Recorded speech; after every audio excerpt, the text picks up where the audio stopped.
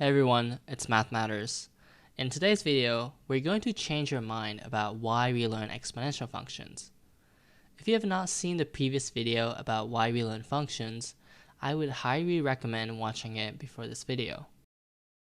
First, what are exponential functions? They're functions that have this form, f of x equals a times b to the power of x, where a and b are some values. If you plot x on the x-axis and f of x on the y-axis, the graph will look like this when a equals 2 and b equals 4. You can see that this grows very fast as x gets larger. At x equals 5, f of x is over 2,000. Okay, so how is this relevant to our life?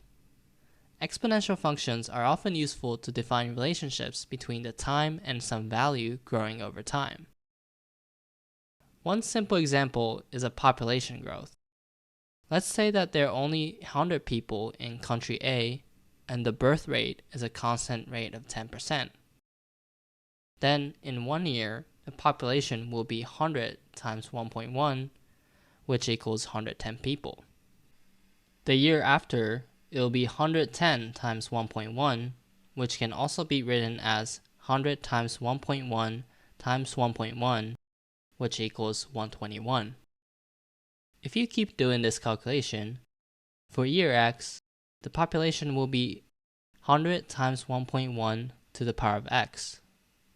So, if you set the f of x to be the population in x years, f of x will be 100 times 1.1 to the power of x. So when you see the news saying that the population of some country will be z in 10 years, this estimate is often using this exponential function to calculate this.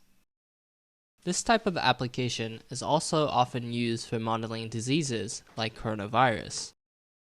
In this case, f of x would be the number of infected people from the disease, x would be the time, a would be the initial number of people infected, and b would be the rate at which people get infected by the disease.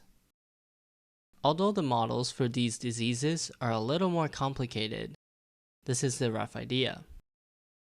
Another example is how your wealth grows over time.